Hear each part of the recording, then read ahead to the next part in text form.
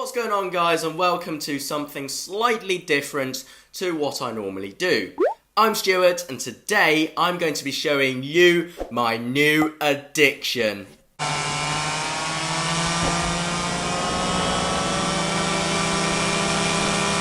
So about a week ago, I got an email through from Test Flight basically inviting me to play this new racing game. It's called Street Kart and it's downright addictive.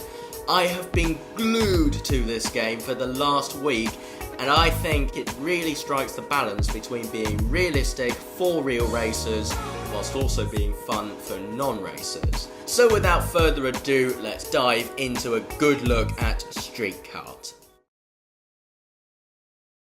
So, upon entering the game, this is the screen you will be greeted by. So you have a choice of race meets, in other words, race events.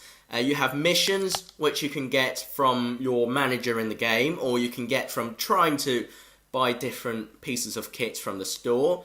And then going back, we have sponsorship, which you've got to win races to get. And then if you go to leaderboards, that basically tells you where you rank in terms of Street Kart world, or where you rank between your friends and your rivals. And then if you go to garage, you'll get to see all of your karts, and you'll get to see the conditions of your kart. And on that note, a little tip for players: do not neglect maintenance, because once that bar goes into yellow and beyond, it's going to get real expensive real quick. And I can assure you that if you neglect your karts, they will degrade to the point where you are no longer able to win races, hence no longer able to advance in the game, basically. But don't neglect maintenance, don't let that happen. That's all I can really say. So, going back, as well as garage, you've also got showroom where you can buy new karts. So going into the showroom, these are the karts available for you to buy. As you can see here, various choices of go-karts, none of which I'm able to afford at the moment. Anyway, going back to the main screen then, we also have our April store, in other words where you can buy your kit. And by the way, your kit will also degrade when you use it for extended periods of time. So as you can see, all sorts of kits available. Now speaking of conditions, I know some of you are probably thinking the developers have only put that in so they can make a few extra quid. Sure, it can get annoying at times, but when you think about it, this is what makes it realistic as well. You don't just race in real life without your stuff wearing out. Everything we use has wear and tear. Even my phone has wear and tear on it. By now I've probably done a bit too much talking, so let's go for a race. Now for the purposes of demonstration, let's go into one of my favourite tracks in the game, which is the Southern California track. I like it because it's got a good mixture of long straights and occasionally tricky corners depending on condition. So let's go in, and immediately we are greeted by the opportunity to refill the energy bar. Some of you might think this is one of those features designed to drain your pockets and make the developer loads of money. However, if you have driven anything like what there is in-game, you will obviously know that driving a go-kart can be surprisingly hard work. So this actually does make sense, but I don't need to fill it up, don't need to waste money on things I don't need. Now as you can see, my tyres are a bit worn out now, so I'm going to buy that. Now if the track is wet as well, you'll also get the choice of rain tyres, as you can see here, but we don't need that today. After selecting your tyres, you'll also get the chance to bung up on fuel. 6.5 litres, nah, plenty of fuel, don't need to bung up. And finally, just before you go into the race, you also get the chance to set up steering sensitivity, brake strength and radiators if you've got the level of upgrades required, and you'll also get to set up your tyre pressures providing you get the level of upgrades required. Now I don't really know much about tyre pressures, I just kind of go by feeling, so I might be wrong about that. Please don't take my word for it. Do feel free to correct me if I get anything wrong. Anyway, I am now going to get on with the race. As you can see here, you also get the chance to choose what control mode suits you the best. Now I personally only work on the tilt mode, but this is different for everyone. Now when you click race now, just after you've done your setting up controls etc, You'll also get the chance to wait for real players to join the game, depending on, well, how many real players there are out there. But if you're in a bit of a rush, just click race now and you'll get to race AI. Okay, here we go. Here we go. Need to concentrate now.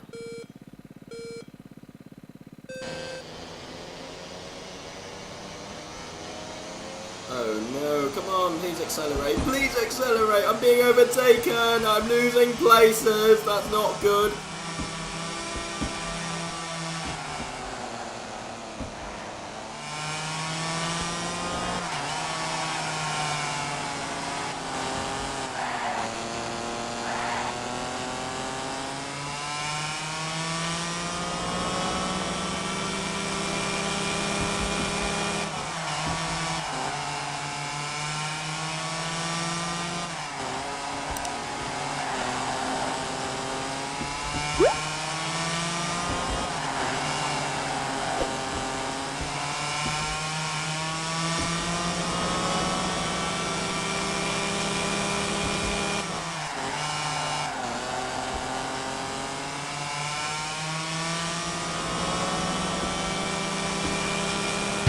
And across the line!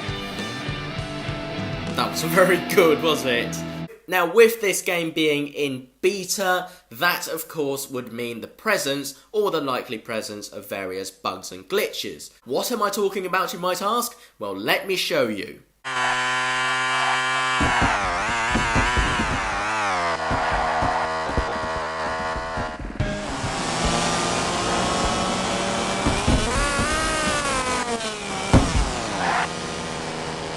So there you have it, guys. That was the upcoming iOS game Street Kart. I don't know when it's going to be coming out, but I assume since it's already in public beta, that should mean we haven't got that much longer to wait. And now before I go, I'm going to talk about what I think of the game so far. I think it's a really addictive game. I think it's a really good balance between being realistic for real racers whilst also being fun for the non-racers. I know a few features in there feel like they're just there to drain your pockets, but surprise surprise, racing is expensive in real life. There are a few things I think could be better. For example, the buttons in the corner when you're in a race could be a little bit bigger. Also, when you go off track, sometimes it's quite annoying that you're just sliding off track and into the walls and unable to control the carts, but if you go off track in real life, actually you lose your control as well. So I suppose that is a realistic thing. And finally, last but not least, the idle noises.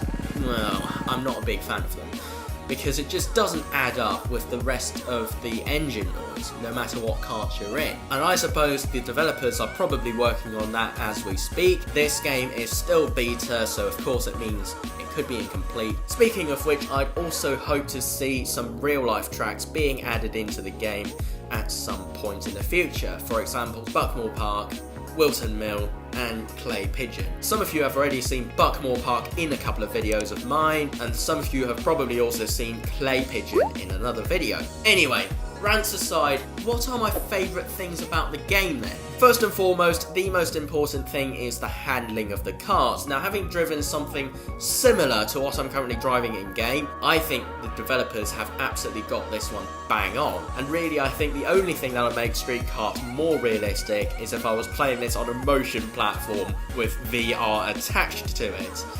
Probably not going to happen for mobile racing games. And last but not least, the graphics. I really love the quality of the graphics, the level of detail, and the lack of lag even for the level of graphics. So that's it, guys. I hope you enjoyed that look at Street Kart. I'm really looking forward to seeing it in the App Store. Hopefully you are as well, and hopefully you found this video informative and entertaining. If you did, bang your thumbs up below, and for more content like this, give that cheeky little subscribe button a click. It's big, it's red, you can't miss it, and it's completely free. But otherwise, thank you very much for watching, and I will see you again in the next video. Stay tuned.